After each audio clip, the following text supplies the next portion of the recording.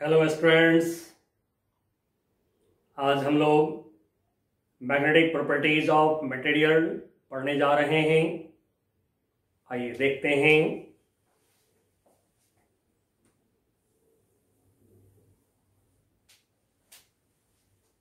Dia magnetism,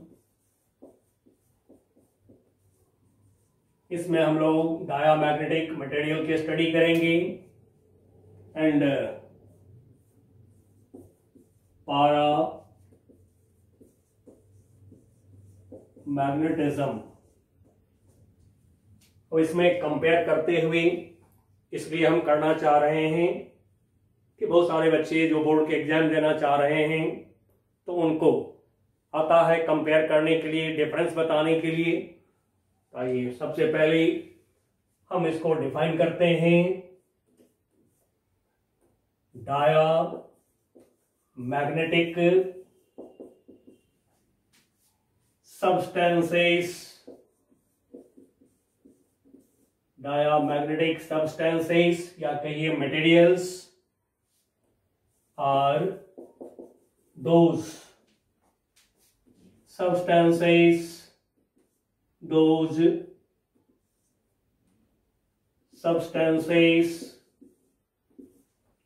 which are when placed in an external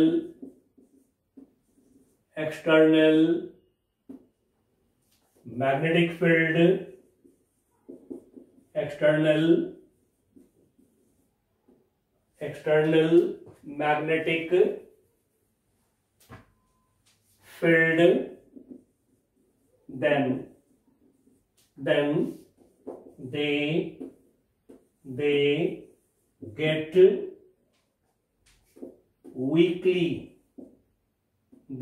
weakly magnetized in opposite direction of the field। चलिए इसको पहचान ले पहले। तो diamagnetic substances, diamagnetic materials are those substances which are when placed in an external magnetic field, then they get weakly magnetized in opposite direction of the field। ये ऐसे material हैं diamagnetic material जिसको आप एक्सटर्नल मैग्नेटिक फील्ड में यदि डाल देंगे तो इसके पास में जो मैग्नेटिक डाइपोल मोमेंट आते हैं ये अप्लाइड मैग्नेटिक फील्ड के अपोजिट डायरेक्शन में आते हैं, जिस वजह से ये जो मटेरियल है अप्लाइड मैग्नेटिक फील्ड के अपोजिट डायरेक्शन में मैग्नेटाइज होता है, यानी कि मैग्नेटिक डाइपोल मोमेंट डेवलप होते हैं in opposite direction of external magnetic field. और वीकली मैग्नेटाइज, बहुत कमजोर, बहुत कम मैग्नेटिक डाइपोल मोमेंट डेवलप होते हैं। नाउ पैरामैग्नेटिज्म में हम डिफाइन करेंगे पैरामैग्नेटिक सब्सटेंसेस को। तो डिफाइन करिए paramagnetic substances. Paramagnetic substances are those substances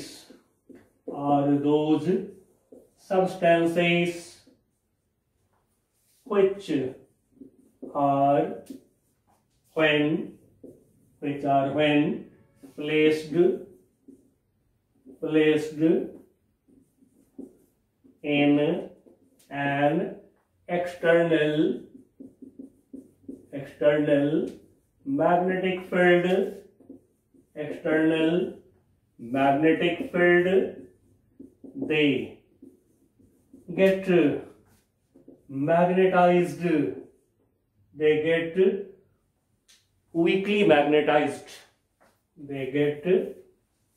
weakly magnetized, weakly magnetized in same direction, in same direction of the field, यानी ऑफ द मैग्नेटिक फील्ड। अब देखिए जस्ट अपोजिट प्रॉपर्टी आप feel कर रहे होंगे कि paramagnetic substances are those substances which are when placed in an external magnetic field. वो substance है पैरामैग्नेटिक सब्सटेंस जिसको कि आप एक्सटर्नल मैग्नेटिक फील्ड में जब डाल देते हैं तो they get to weakly magnetized, बहुत ही कम मैग्नेटाइज होता है, मींस बहुत स्मॉल मैग्नेटिक डाइपोल मोमेंट जो है ये डेवलप होते हैं किधर, in same direction of the field. जिस डायरेक्शन में मैग्नेटिक फील्ड आप अप्लाई करते हैं उसी डायरेक्शन में इसमें magnetic field, magnetic dipole moment develop होते हैं। आइए अब इसके कुछ प्रॉपर्टीज देखते हैं। तो जैसे कि ये मैंने दोनों तरफ लिख दिया है, आप इसको एज डेफिनेशन यूज कर सकते हैं अपने बोर्ड एग्जाम में, ठीक है। और साथ में जो है यदि कंपैरिजन करने की बात है तो कंपैरिजन भी हो जाएंगे, इसलिए मैं टू साइड्स करके इसको मैं लिख रहा हूं। आइए देखते हैं अब इसके कुछ प्रॉपर्टीज। अब ये प्रॉपर्टीज हम देख रहे हैं डायामैग्नेटिक सब्सटेंसेस के properties of diamagnetic substances। Similarly paramagnetic substance के भी प्रॉपर्टी हम लोग लिखते चलेंगे, कंपैरिजन हो जाएंगे दोनों का, और साथ में डेफिनेशन प्रॉपर्टीज ये भी हो जाएंगी।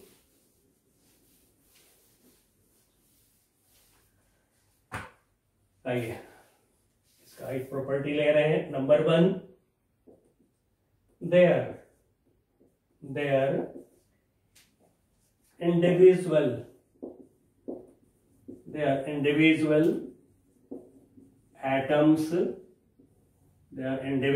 atoms have net zero magnetic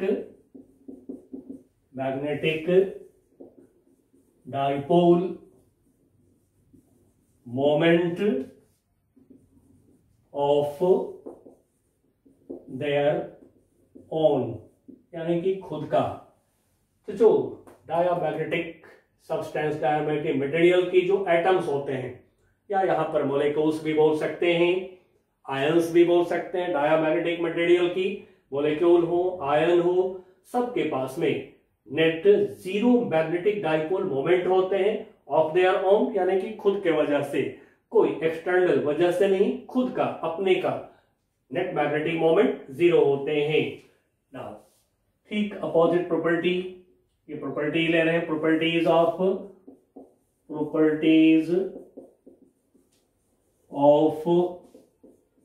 paramagnetic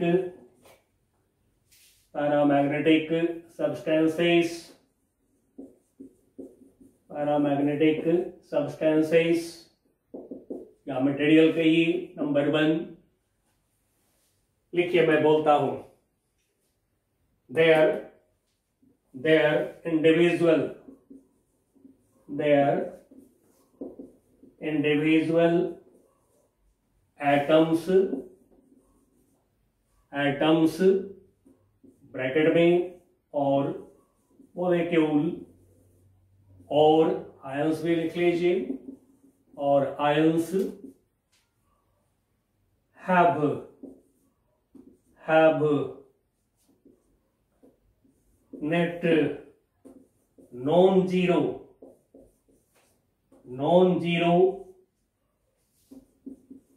permanent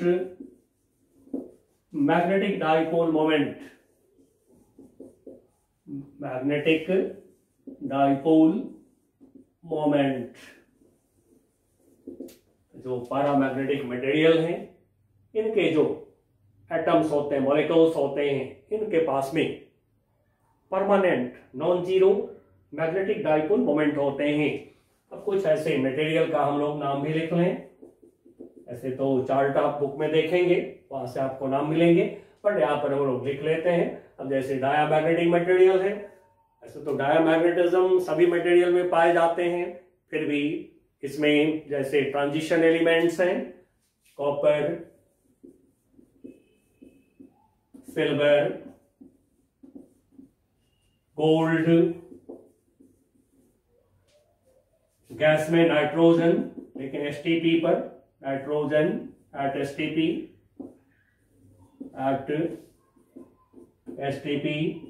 फिर जैसे वाटर है, लिक्विड वाटर एक्सेट्रा, इस तरह के जो मटेरियल्स हैं, इनके जो एटम्स होते हैं, इंडिविजुअल एटम्स, यानी कि एक एटम,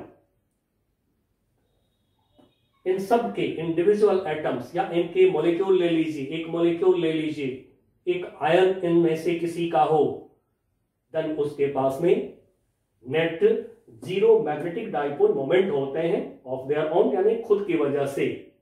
ठीक है, पैरामैग्नेटिक मटेरियल में देयर इंडिविजुअल एटम्स और मॉलिक्यूल और आयंस, ठीक है, मॉलिक्यूल्स और ions have net non zero permanent magnetic dipole moment of their own, यानी खुद की वजह से, ऑफ देयर ओन, खुद के वजह से होते हैं।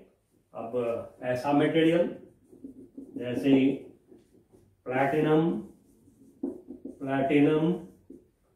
एल्यूमिनियम,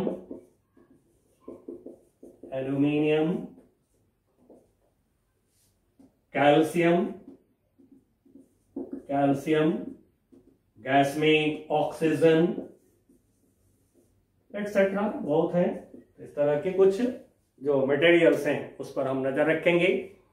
अब यदि डायामैग्नेटिक मटेरियल को नॉन यूनिफॉर्म मैग्नेटिक फील्ड में यदि हम रख दें, जैसे इसका रॉड ले लें, इसका छोटा सा पीस ले लें और इसको नॉन यूनिफॉर्म मैग्नेटिक फील्ड में डाल दें, तो diamagnetic material non uniform magnetic field में हमेशा चलने की कोशिश करता है। किधर से किधर? तो from a stronger magnetic field towards weaker magnetic field। चलिए प्रॉपर्टी नंबर 2 डायामैग्नेटिक मटेरियल में, प्रॉपर्टी नंबर 2 डिफाइन करिए। इन non uniform magnetic field, non uniform magnetic field, they have tendency to move from a stronger to weaker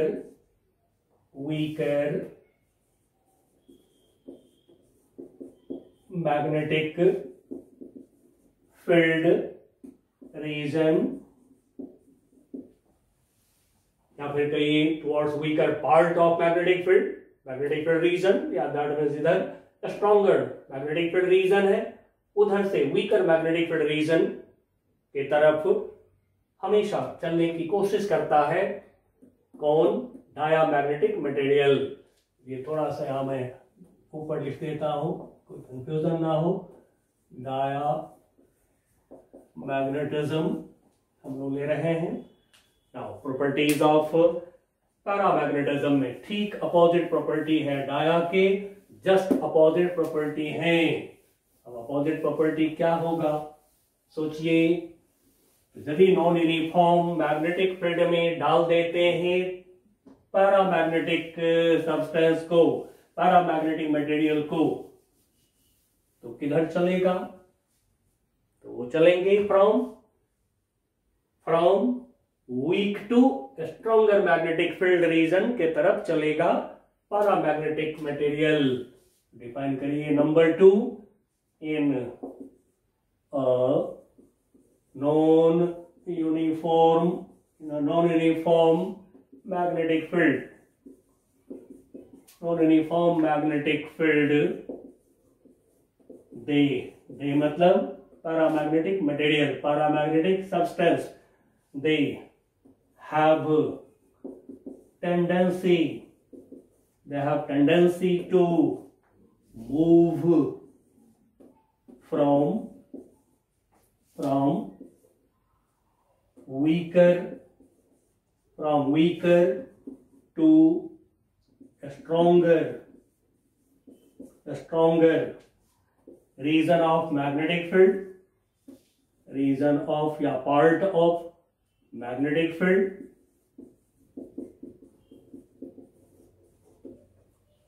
ठीक है। तो जो paramagnetic material होते हैं, paramagnetic substance होते हैं, यदि इसको नॉन यूनिफॉर्म मैग्नेटिक फील्ड में डाल दें तो फिर इसमें मूवमेंट होने की टेंडेंसी होता है, चलने की कोशिश करता है ये किधर से किधर, from weaker to stronger region of magnetic field. ये from weaker to stronger magnetic field region, जिधर मैग्नेटिक फील्ड स्ट्रॉन्ग है उधर की तरफ ये चलने की कोशिश करता है। नेक्स्ट नंबर 3 प्रॉपर्टी, ये जो डायामैग्नेटिक सब्सटेंस होते हैं, यदि इसको मैग्नेट के नजदीक ले जाएंगे तो मैग्नेट इसको रिपेल कर देता है, जबकि इसको मैग्नेट थोड़ा अट्रैक्ट करता है। This is weekly attracted by a magnet, but this is repelled by a magnet. Mention कर लीजिए, द मतलब diamagnetic substances, they are repelled by a magnet. They are repelled by a magnet. Number 3 property, they are weakly attracted by a magnet। अब यदि हम external magnetic field में material को डालें, कोई बार, कोई रॉड, डायामैग्नेटिक मटेरियल का हम यदि एक्सटर्नल मैग्नेटिक फील्ड में डालते हैं तो देखिए क्या होता है, पहले देख लें फिर इसकी लैंग्वेज तैयार करेंगे। तो जैसे ये है एक्सटर्नल मैग्नेटिक फील्ड, अब आपने इस एक्सटर्नल मैग्नेटिक फील्ड में डाल दिया एक डायामैग्नेटिक सब्सटेंस को डाल दिया। अब क्या होगा, इसका इफेक्ट देखिए, इसका इफेक्ट ये होता है कि जो एक्सटर्नल मैग्नेटिक फील्ड है उसके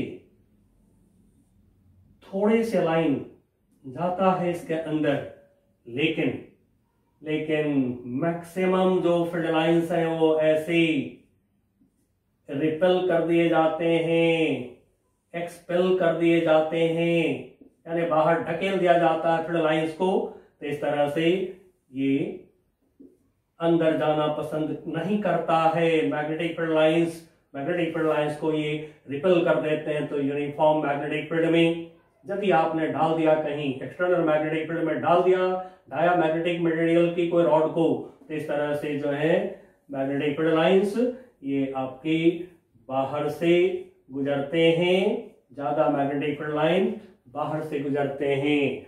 अब देखिए हम लोग यहाँ पर क्या बोल सकते हैं, यही बोलेंगे कि ये जो डायामैग्नेटिक मटेरियल के जो रॉड हैं, बार हैं, ये मैग्नेटिक फील्ड लाइंस को ढकेल रहा है, रिपेल कर रहा है, या कोई घुस गया है तो उसको बाहर निकाल रहा है, एक्सपेल कर रहा है।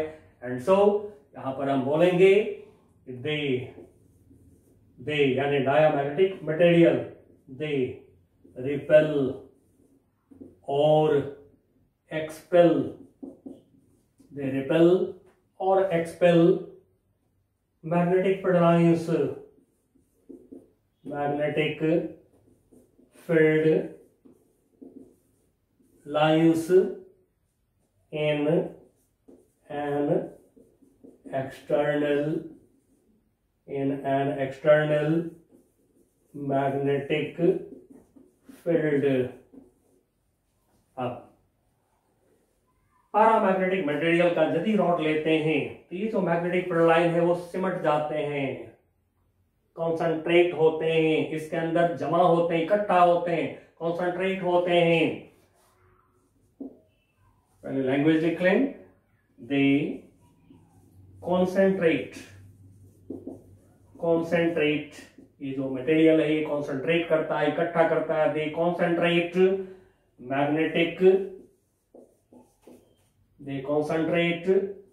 मैग्नेटिक फील्ड लाइन्स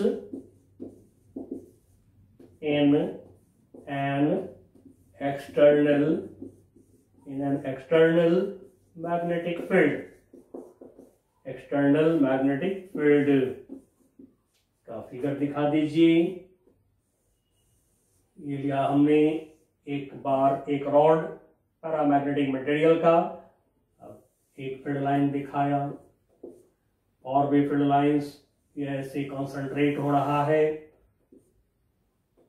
इस तरह से अंदर ये क्राउडेड हो रहे हैं, श्रिंक हो रहे हैं, इस तरह से क्राउडेड हो रहे हैं। अंदर के तरफ जो है ये ऐसे कॉन्सेंट्रेट हो रहा है, सिकुड़ रहा है। ये है पैरामैग्नेटिक मटेरियल जिसमें कि मैग्नेटिक फील्ड लाइंस ज्यादा जाना पसंद करते हैं। ये मैग्नेटिक फील्ड लाइंस कॉन्सेंट्रेट होते हैं, इकट्ठा होते हैं इन पैरामैग्नेटिक मटेरियल। अब ऐसा क्यों होता है? हम लोगों ने परमिएबिलिटी के बारे में पढ़ा। परमिएबिलिटी में आपने पढ़ा परमिएबिलिटी वो प्रॉपर्टी है जो बताता है किस मटेरियल से कितना मैग्नेटिक फील्ड लाइंस पास कर सकता है। जिस मटेरियल की परमिएबिलिटी ज्यादा होते हैं उसके थ्रू ज्यादा मैग्नेटिक फील्ड लाइंस पास करते हैं। तो डायामैग्नेटिक मटेरियल की जो परमिएबिलिटी है ये बहुत छोटा होता है, जिस वजह से डायामैग्नेटिक मटेरियल में मैग्नेटिक फील्ड लाइंस जो है ये जाना पसंद नहीं करते हैं। आइए बच्चों, नेक्स्ट प्रॉपर्टी हम जाने परमिएबिलिटी क्या है, ससेप्टिबिलिटी क्या है, तो हम इसकी जानकारी लें। ठीक है, इन दोनों को साइड बाय साइड लेते चले, जिससे कि आपको बोर्ड एग्जाम में कहीं डिफरेंस लिखना हो तो 2-3 डिफरेंस आप लिख लेंगे इधर से। नेक्स्ट नंबर 5, their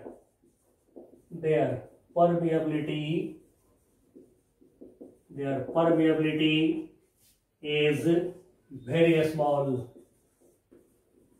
इसकी परमिएबिलिटी बहुत छोटा होता है। रिलेटिव परमिएबिलिटी म्यू आर याद होगा, जिससे पहले पढ़े हम लोग। Relative permeability mu r is less than 1, मतलब कि परमिएबिलिटी इसके बहुत छोटे हैं, इसलिए म्यू आर की वैल्यू 1 से कम हो गया। नाउ देयर यानी कि पैरामैग्नेटिक मटेरियल की परमिएबिलिटी, देयर परमिएबिलिटी इज, अब इससे बड़ा है, इसका छोटा होता है, परमिएबिलिटी बड़ा नहीं होता है, छोटा होता है इसका भी, लेकिन डाया से बड़ा होता है। Their permeability is more than diamagnetic material, diamagnetic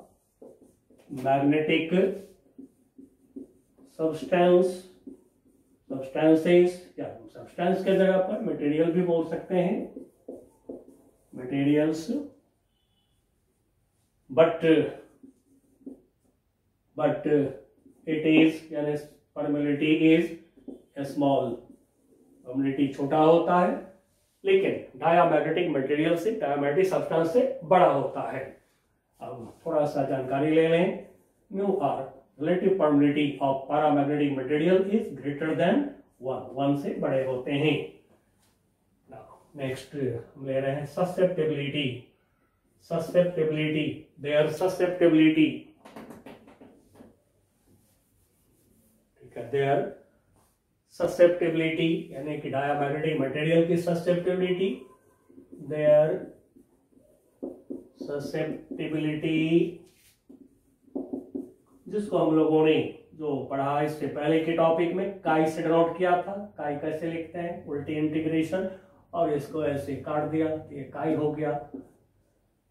तो देयर ससेप्टिबिलिटी इज नेगेटिव, यानी जो ससेप्टिबिलिटी है ये नेगेटिव है डायामैग्नेटिक मटेरियल की, यानी इनसाइड ब्रैकेट मैं मेंशन कर देता हूं, काई is negative, susceptibility of diamagnetic material is negative, whereas their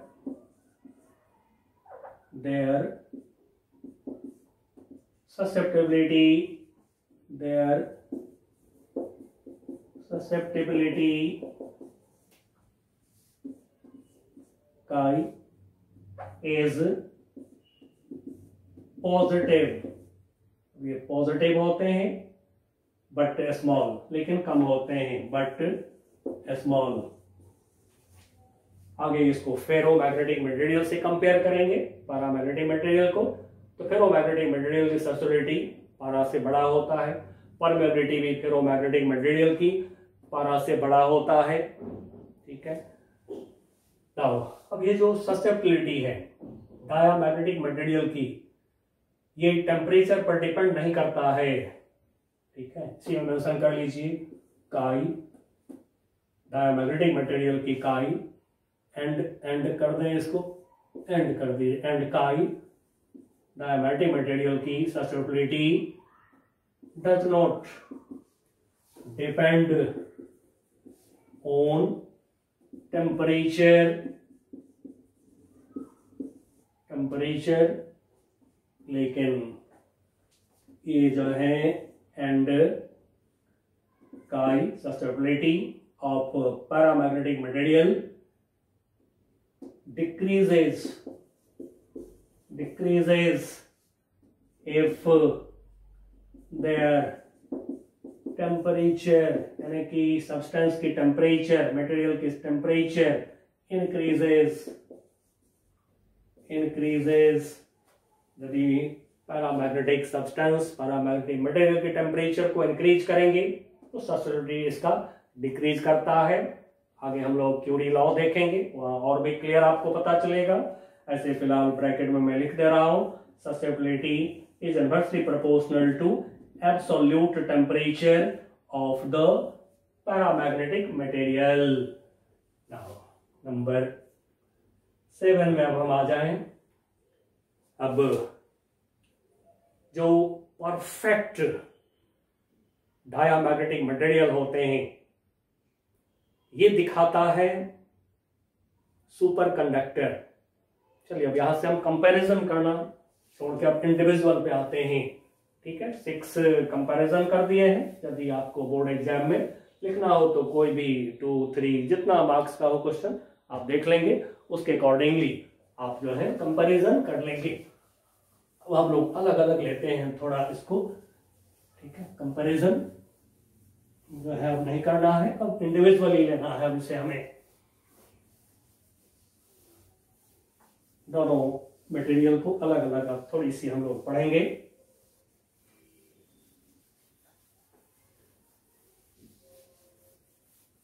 तो आइए देखते हैं।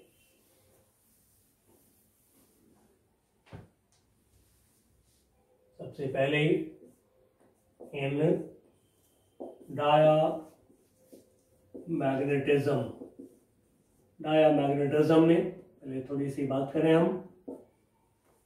तब इसमें सुपर कंडक्टर नाम सुना होगा आप लोग। सुपर कंडक्टर बनते कैसे हैं?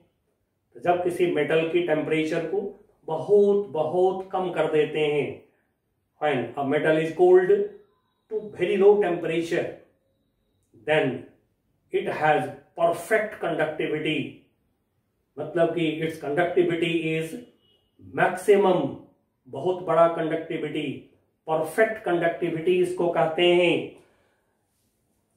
तो डिफाइन करते हैं सुपर कंडक्टर। अब आप जान गए हैं superconductor is metal cooled to very low temperature. Metal को बहुत कम टेम्परेचर तक जब ठंडा कर देते हैं देन वो सुपर कंडक्टर हो जाते हैं।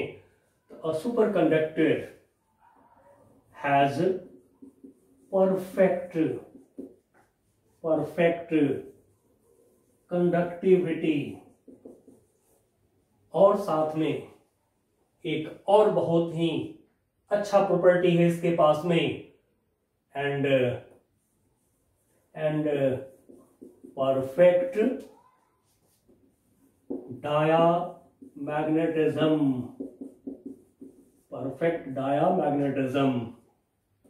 अब परफेक्ट डायामैग्नेटिज्म का मतलब क्या होगा? परफेक्ट डायामैग्नेटिज्म का मतलब है it has susceptibility equal to -1 and mu r equal to 0। अब इसका मतलब दैट इज इट यानी कि सुपर कंडक्टर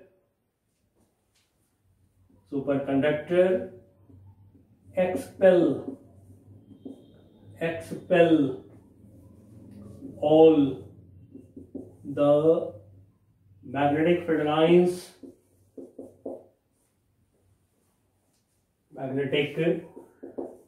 lines सारे मैग्नेटिक फील्ड लाइंस को ये एक्सपेल कर देता है।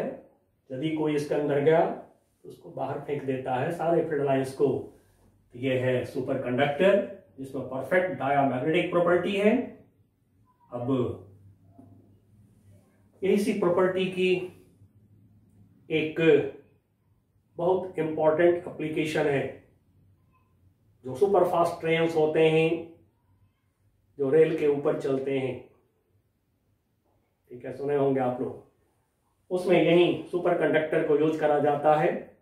तो जो ट्रेन होता है वो टच नहीं करता है रेल को, एंड सो फ्रिक्शन बहुत कम हो जाते हैं जिससे कि बहुत स्पीड बढ़ जाता है। चलिए आगे हम लोग लिख लेंगे, पहले एक लाइन इसकी और हम लोग ले लें। अब ये जानकारी जो है perfect diamagnetism of superconductor, जिसको साइंटिस्ट मेसनर ने पता लगाया था, एंड सो एक लाइन मेंशन करिए, the phenomenon of perfect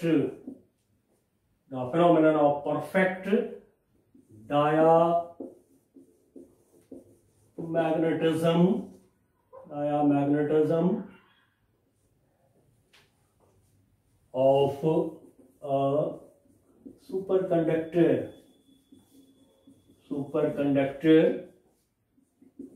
is called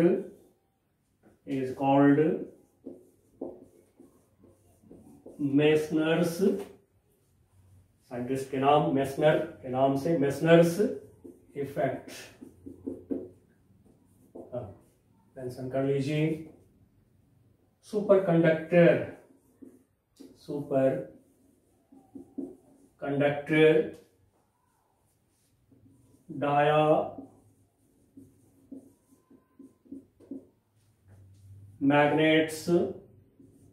diamagnets are used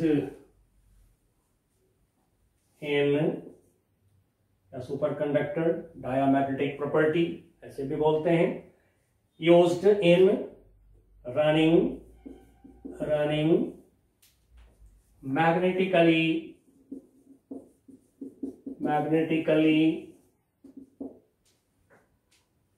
levitated, यानी कि उठा करके जो रखते हैं ऊपर, इसको कहते हैं लेविटेटेड, ठीक है, लेविटेटेड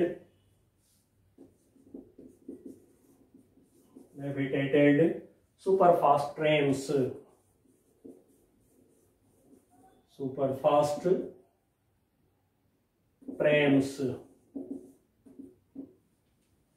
अब ये सब कुछ कॉमन प्रॉपर्टीज हमने देखा। साथ में जो है डायामैग्नेटिक जो मटेरियल हैं इनके कुछ और भी प्रॉपर्टीज जो आपने ऊपर देखा है उनको प्रैक्टिकली आप दिखा सकते हैं। ठीक है, प्रैक्टिकली दिखा सकते हैं कैसे? तो जैसे मान लीजिए हमें दिखाना है कि डायामैग्नेटिक मटेरियल डिफ्लेक्ट हो रहा है from high to low magnetic field. तो दिखाने के लिए जैसे मान लीजिए कि ये एक रॉड लिया हमने डायामैग्नेटिक मटेरियल का, इधर हम एक मैग्नेट के नॉर्थ पोल को रखें, साउथ पोल नहीं दिखा रहे हैं, दूर में है। इधर हम दिखा रहे हैं किसी दूसरे मैग्नेट के साउथ पोल को। अब जैसा कि आप पढ़े हैं नॉर्थ पोल से मैग्नेटिक फील्ड लाइन निकलते हैं, साउथ पोल को जाते हैं। अब इस बीच में मैग्नेटिक फील्ड स्ट्रांग होते हैं। अब जैसे एक रॉड को ऐसे रखेंगे आप तो ये ऐसे परपेंडिकुलर हो जाते हैं, यानी कि स्ट्रांग मैग्नेटिक फील्ड से। ऐसे भी समझ सकते हैं मैग्नेट का एक्सियल लाइन का लॉ आपने पढ़ा है, मैग्नेटिक फील्ड बड़ा होता है तो इस लाइन से ये ऐसे डिफ्लेक्ट हो जाते हैं दूर की तरफ, इस तरह से ये डिफ्लेक्ट हो जाते हैं। यही हम लोगों ने प्रॉपर्टी में लिखा है। ये पोजीशन 1 पहले की पोजीशन है जिस समय रखे हैं, ये हो गया second position, this is position 2। By the way मान लीजिए कि आपके पास में कोई पाउडर है, तो उस पाउडर को यदि आपने मैग्नेट के 2 पोल्स लेकर के एक बर्तन में यदि आपने पाउडर को रख दिया, डायामैग्नेटिक मटेरियल की पाउडर है यदि, तो फिर आप देख सकते हैं कि यहाँ पर इस तरह से जो है गड्ढे हो जाएंगे, ऐसे पाउडर जो है दूर की तरफ भागेगा, यानी स्ट्रॉन्ग मैग्नेटिक फील्ड ये अंदर में है, दूर में वीक मैग्नेटिक फील्ड है, तो स्ट्रॉन्ग से वीक मैग्नेटिक फील्ड की तरफ ये भागता है। इस तरह से ये है पाउडर, ऐसे इस तरह से भाग जाता है। मान लीजिए कि लिक्विड है यदि, तो यू ट्यूब में डालिए, यू ट्यूब में ऐसे डाल करके अब जैसे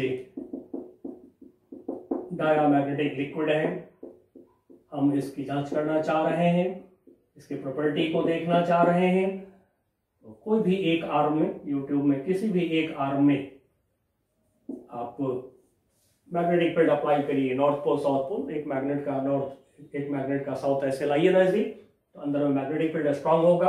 अब आप देख सकते हैं यहां से नीचे की तरफ भागेगा, ये लेवल स्ट्रांग मैग्नेटिक फील्ड है इधर, यहां से ये नीचे की तरफ भागते हैं वीक मैग्नेटिक फील्ड की तरफ। और भी आप क्लियर कर सकते हैं, यहाँ मैग्नेटिक फील्ड स्ट्रांग है, यहाँ मैग्नेटिक फील्ड बहुत कम है या फिर नेग्लिजिबल है यहाँ पर, तो फिर हाई मैग्नेटिक फील्ड से लो मैग्नेटिक फील्ड की तरफ लिक्विड ऐसे भागते हैं। तो इस तरह से आप जांच कर सकते हैं डायामैग्नेटिक मटेरियल को, जो इसकी प्रॉपर्टी है उसको टेस्ट कर सकते हैं। अब पैरामैग्नेटिक मटेरियल के लिए जानकारी हम इकट्ठा करते हैं थोड़ा सा और। आइए इन पैरामैग्नेटिज्म, इन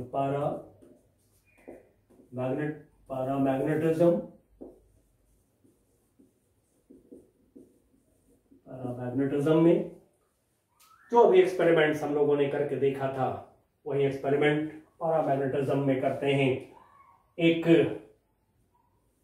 लिया हमने रॉड, बार, छोटा सा बार, और इस बार को हमने रख दिया 2 poles of magnet, north pole south pole, ठीक है, दूसरे पोल जो है दूर में है। अब जैसे इसको आप ऐसे रखेंगे तो इसके अंदर स्ट्रॉन्ग मैग्नेटिक फील्ड है ऐसे, तो ऐसे नहीं रहेगा, ये यहां से यूं ऐसे आ जाते हैं स्ट्रॉन्ग मैग्नेटिक फील्ड में, ये आ जाते हैं, ये आ जाएंगे, इसका ओरिएंटेशन ऐसे हो जाएगा, इस तरह से ये ओरिएंटेड हो जाएंगे घूम करके। कॉन्फ़िगरेशन, ओरिएंटेशन इसकी बदल जाएंगी। ये है फर्स्ट पोजीशन, ये हो गया सेकंड पोजीशन। पहले ऐसे रखा हमने, रखते ही ये ऐसे हो गया, यानी कि वीक मैग्नेटिक फील्ड से स्ट्रॉन्ग मैग्नेटिक फील्ड। दो पोल के अंदर मैग्नेटिक फील्ड स्ट्रॉन्ग होते हैं, परपेंडिकुलरली वीक मैग्नेटिक फील्ड होता है। ठीक है, एक्सियल लाइन, इक्वेटोरियल लाइन सब जैसा कि आप पढ़ चुके हैं। तो ये है second position, weak magnetic field से स्ट्रॉन्ग मैग्नेटिक फील्ड में आ गया। यदि आपने एक बर्तन में पाउडर ले लिया, पैरामैग्नेटिक मटेरियल का पाउडर ले लिया आपने, और उसको डाल दिया कहीं इस तरह से मैग्नेट के पोल्स के ऊपर। यदि डाल दिया हमने इस तरह से नॉर्थ पोल साउथ पोल, अंदर मैग्नेटिक फील्ड स्ट्रांग है, तो आप देख सकते हैं कि ये पाउडर जो है बीच में इकट्ठा हो जाएगा, ऐसे इकट्ठा हो जाएंगे पाउडर। दूर से वीक मैग्नेटिक फील्ड से ऐसे आकर के इकट्ठा हो जाता है, ऐसे जमा हो जाता है ये पाउडर, इस तरह से माउंट बन जाएगा। ठीक है, वीक मैग्नेटिक फील्ड से स्ट्रॉन्ग मैग्नेटिक फील्ड में आके इकट्ठा हो गया पाउडर। यदि लिक्विड है, पैरामैग्नेटिक लिक्विड है यदि आपके पास, तो फिर उसी तरह से यदि मैग्नेटिक पोल्स अप्लाई करते हैं, जब मैग्नेटिक पोल्स को ला करके आप किसी भी एक आर्म के नजदीक रखिए, ये हमने ले लिया नॉर्थ पोल, ये साउथ पोल, दूसरी पोल नहीं दिखा रहे हैं बट है, जैसा कि अब आप तो पढ़ चुके हैं। पूरा मैग्नेट मोनोपोल तो होता नहीं है, एक पोल दिखा रहे हैं, पूरा मैग्नेट नहीं दिखा रहे हैं, फिगर का साइज बड़ा होगा इसलिए नहीं दिखा रहे हैं तनाव। अब जैसे यहाँ पर ये अप्लाई करेंगे, आप देख सकते हैं ऐसे ऊपर की तरफ ये लिक्विड जो है आपका राइज करेगा, ये लिक्विड ऊपर भागेगा। क्यों? तो यहाँ पर मैग्नेटिक फील्ड इंक्रीज कर दिया आपने, इधर मैग्नेटिक फील्ड कम है, या फिर यदि दोनों लिंब में कंपेयर करें, यहाँ पर मैग्नेटिक फील्ड अप्लाई कर दिया, यहाँ पर तो कोई मैग्नेटिक फील्ड नहीं आपने अप्लाई किया है, तो यहाँ मैग्नेटिक फील्ड वीक है, यहाँ मैग्नेटिक फील्ड स्ट्रॉन्ग है, and so liquid weak to strong magnetic field की तरफ ये राइज कर जाते हैं। तो हम समझ जाएंगे कि ये जो लिक्विड है ये पैरामैग्नेटिक है। अब जैसा कि आपने पढ़ा कि पैरामैग्नेटिक मटेरियल के जो एटम्स हैं, मॉलिक्यूल्स हैं, उसके पास में परमानेंट मैग्नेटिक डाइपोल मोमेंट है। तो क्या पैरामैग्नेटिक मटेरियल एक मैग्नेट है? नहीं। क्यों नहीं है? तो फिर थोड़ा सा लिख लें, इसकी जानकारी रख लें। Due to thermal motion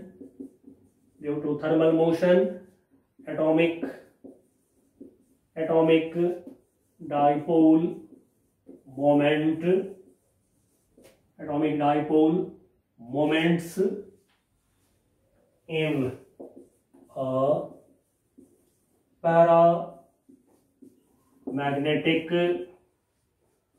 material या substance बोलिए, paramagnetic material, paramagnetic substance are randomly oriented, मतलब कि तितर बितर होते हैं मॉलिक्यूल्स, जो एटम्स होते हैं वो एटम्स तितर बितर होते हैं। जो atomic dipole moment, each atom में इलेक्ट्रॉन की रिवोल्यूशन, इलेक्ट्रॉन की सर्कुलेशन की वजह से जो डाइपोल मोमेंट होता है, तो ईच एटम की जो डाइपोल मोमेंट्स हैं, कोई इधर है, कोई उधर है, कोई इधर है, कोई उधर है, मतलब रैंडमली ओरिएंटेड होते हैं। And so due to thermal motion, यानी कि जो टेम्परेचर है, रूम टेम्परेचर है, उसी पर मॉलिक्यूल्स एटम्स इधर से उधर जो है होते रहते हैं, जिसको थर्मल मोशन कहते हैं, थर्मल एजिटेशन कहते हैं। Atomic dipole moments in a paramagnetic material are randomly oriented so the material has not dipole moment in a particular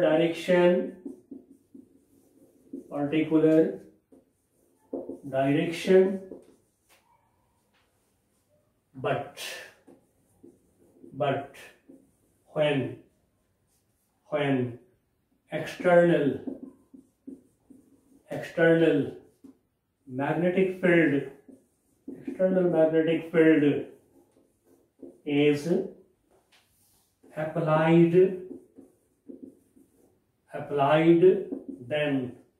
then these atomic dipole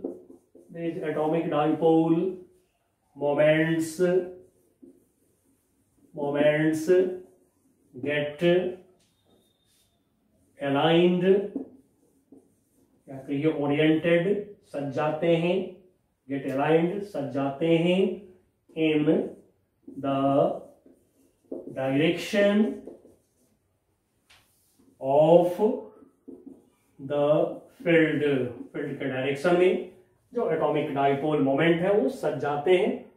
and so क्या होगा, एक्सटर्नल मैग्नेटिक फील्ड के direction में net magnetic moment आ जाएंगे, यानी कि magnetise हो जाएगा, जो पैरामैग्नेटिक मटेरियल है, जो सब्सटेंस है, वो मैग्नेटाइज हो जाएंगे। And there is net magnetic dipole moment of the material in direction of the field, यानी magnetic field, external magnetic field के डायरेक्शन में नेट मैग्नेटिक मोमेंट आ जाएंगे, यानी कि मैग्नेटाइज हो गया मटेरियल, जो है वो मैग्नेटाइज हो गए, उसके पास में मैग्नेटिक मोमेंट आ गया। अब यहीं पर जो है क्यूरी लॉ दिया गया है पैरामैग्नेटिक मटेरियल के लिए। क्यूरी लॉ क्या कहता है ये देखते हैं, बहुत इंपॉर्टेंट होता है क्यूरी लॉ। तो क्यूरी लॉ में कहा गया है कि जो मैग्नेटाइजेशन है, magnetization vector, net magnetic moment per unit volume जो पढ़े इससे पहले के टॉपिक में, आइए देखते हैं क्यूरीज लॉ। डिफाइन करते हैं मैग्नेटाइजेशन, जिसको हम लोगों ने कैपिटल एम वेक्टर से डिनोट करा है, जैसा कि मैंने आपको बताया था जिस समय इसको पढ़े हैं आप, कि इसको कैपिटल आई वेक्टर से भी लोग डिनोट करते हैं। तो magnetization of paramagnetic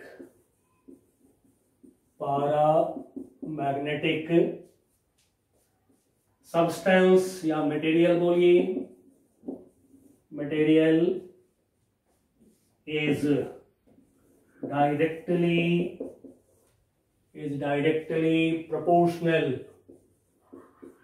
directly proportional to the external magnetic field,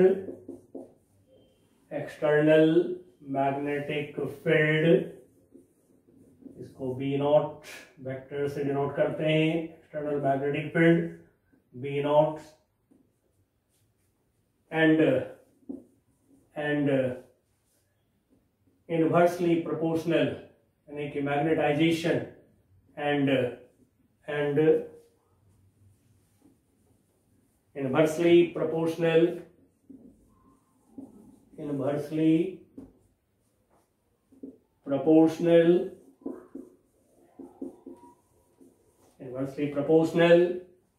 to absolute temperature मतलब temperature in kelvin, absolute temperature capital T से नोट कर रहे हैं, ऑफ द मटेरियल।